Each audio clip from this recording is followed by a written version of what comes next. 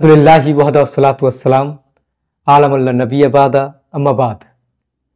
आज जो फिलिस्तीन में हो रहा है इससे पूरी दुनिया वाकिफ है।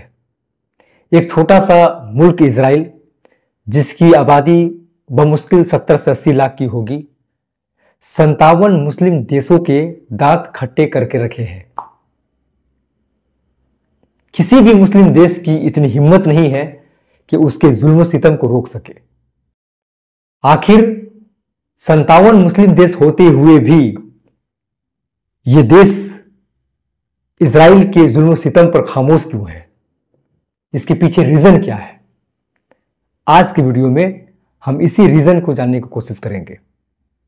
इससे पहले कि मैं इस सवाल का जवाब दूं कि आखिर क्यों 57 मुस्लिम देश इजराइल के जुल्म सितम पर खामोश है, आपसे मुद्दवाना गुजारिश होगी कि वीडियो को मुकम्मल देखा करें, क्योंकि दीन की बातें जानना हर मुसलमान के ऊपर कंपलसरी है। तो चलिए, क्या है इसका रीजन, क्यों 57 मुस्लिम देश इजराइल के जुल्म सितम पर खामोश है, जानने की कोशिश करते हैं। इस सवाल का जवाब अल्लाह के रसूल मोहम्मद सल्लल्लाहु अलैहि वसल्लम ने 1450 साल पहले, करीबन 1500 साल पहले हमें दे चुके हैं। सुनन अबू दाऊद हदीस नंबर 4297 में रावी हदीस अब्दुल्ला बिन मसऊद रजी अल्लाह तआला अन्हु कहते हैं कि अल्लाह के रसूल मोहम्मद सल्लल्लाहु अलैहि वसल्लम ने फरमाया कि अनकरीब तमाम कौमें तुम पर टूट पड़ेगी, तुम्हारी तबाही के लिए टूट पड़ेगी, तुम्हें मिटाने के लिए एक हो जाएंगे। जिस तरह एक भूखा इंसान, एक भूखा भेड़िया खाने पर जिस तरह टूट पड़ता है, उस तरह ये लोग तुम पर टूट पड़ेंगे। इस पर सहाबा ने पूछा, क्या उस वक्त हमारी तादाद कम होगी? इस पर अल्लाह के रसूल सल्लल्लाहु अलैहि वसल्लम ने कहा, बिल्कुल नहीं, उस वक्त मुसलमानों की तादाद कम नहीं होगी, लेकिन तुम्हारी डर दुश्मनों के दिल से निकल जाएगा और अल्लाह सुब्हानहू तआला तुम्हारे दिलों में, यानी मुसलमानों के दिलों में वहन डाल देगा। इस पर किसी सहाबा ने पूछा कि या रसूलल्लाह सल्लल्लाहु अलैहि वसल्लम, ये वहन क्या चीज है? तो आपने फरमाया, हुब्बु दुनिया व कराहियतुल मौत, यानी दुनिया से मोहब्बत और मौत का डर। और देखा जाए तो आज जितने भी मुसलमान हैं उनको ये दो बीमारी मजबूती से जकड़ी हुई है। आज हर मुसलमान दुनिया के साजो सामान के पीछे भागता हुआ नजर आ रहा है। हर मुसलमान को अच्छा खाने से, अच्छा पहनने से मतलब है, घर मकान बनाने से मतलब है, परिवार के खुशियों से मतलब है। कोई मुसलमान अपने जान की जोखिम लेना नहीं चाहता है। इसका मतलब यह है कि उनके दिलों में मौत का खौफ है और इसी कमजोरी का फायदा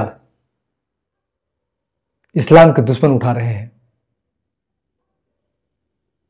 इसलिए किसी ने बिल्कुल सही कहा है कि जो कौम कायर हो जाती है वो कामयाबी से दूर हो जाती है।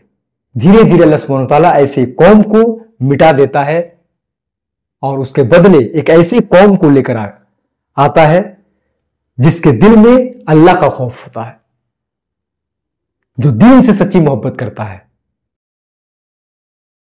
उसे मौत की कोई डर नहीं होती है। और देखा जाए तो यही सारी खूबियां उस वक्त सहाबा के अंदर था। सहाबा के पास मजबूत ईमान था, आखिरत का मोहब्बत था, मौत को वो अपना खुशनसीबी समझते थे। आज ये सारी खूबियां अल्लाह सुब्हानहू तआला ने इस कौम से छीन लिया है, आज के मुसलमानों से छीन लिया है। उसकी वजह फकत यही है कि हमने अल्लाह उसके रसूल की बातों को छोड़ दिया है। हमारा मकसद यह था कि हम दुनिया में लोगों को दीन की दावत देते, लोगों को अल्लाह की तरफ बुलाते।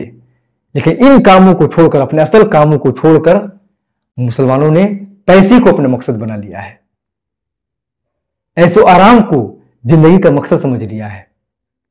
बस यही वजह है कि 57 मुस्लिम देश होते हुए भी किसी भी मुस्लिम देशों के अंदर यह हिम्मत नहीं है कि वो इजराइल के जुल्म सितम को रोक सके। जब तक आखिरत हमारे लिए अहम नहीं होगा, हमारे दिलों से मौत का डर चला नहीं जाएगा, तब तक हम एक नहीं हो पाएंगे और हम पर ऐसे ही दुश्मन जुल्म सितम ढाते रहेंगे। मुझे उम्मीद है कि इस वीडियो से हमारे मुस्लिम कौम के लोग एक पॉजिटिव लर्निंग लेंगे, आपसी इख्तलाफ को तोड़कर एक बनेंगे, अपने दिलों से मौत के डर को निकाल फेंकेंगे, इस्लाम के अलम को मजबूती के साथ थामेंगे। अगर हम ऐसा कर पाएंगे तो इंशाअल्लाह हम ही कामयाब रहेंगे। वमा अलैना इल्लल बलाग। अस्सलामु अलैकुम रहमतुल्लाहि व बरकातुहू।